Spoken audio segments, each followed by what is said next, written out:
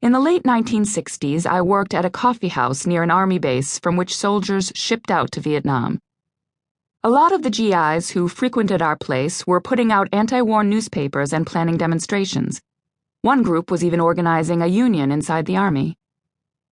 But I often sat with a young man from Vietnam who was simply waiting out the time till his discharge. Dwayne had floppy brown hair, lively eyes, a sweet smile, and was slightly buck-toothed.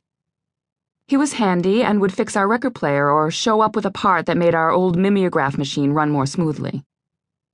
He rarely spoke about the war, except to say that his company stayed stoned the whole time. Our motto was, "Let's not and say we did." Me and this other guy painted that on a big banner. It stayed up for a whole day, he noted with a mix of sardonic and genuine pride. That was the extent of Dwayne's anti-war activism. He didn't intend to become a professional Vietnam vet like John Kerry. His plan was to return to Cleveland and make up for time missed in the civilian counterculture. I enjoyed my breaks with Dwayne because of his warm, self-aware humor, but thousands of GIs passed through the coffee house, and I didn't particularly notice when he left. Scene 2. In the early 1970s, General Motors set up the fastest auto assembly line in the world in Lordstown, Ohio, and staffed it with workers whose average age was 24.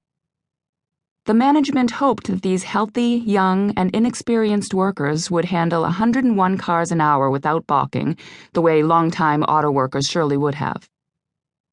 But the pace and monotony were just as oppressive to the younger workers. What GM got at Lordstown instead of balkiness, however, was a series of slowdowns and snafus aimed at the speed of the line. The management publicized this as systematic sabotage, until it realized that that could hurt car sales. I visited Lordstown the week before a strike vote, amid national speculation about the generation of hippie auto workers whose talk about humanizing the assembly line was supposed to change forever the way America works. On a guided tour of the plant, how else could I get inside, I spotted Dwayne shooting radios into cars with an airgun. We recognized each other, but in the regimented factory environment we both instinctively thought it better not to let on. In lieu of a greeting, Dwayne slipped me a note with his phone number. At home that evening, he summarized life since his discharge.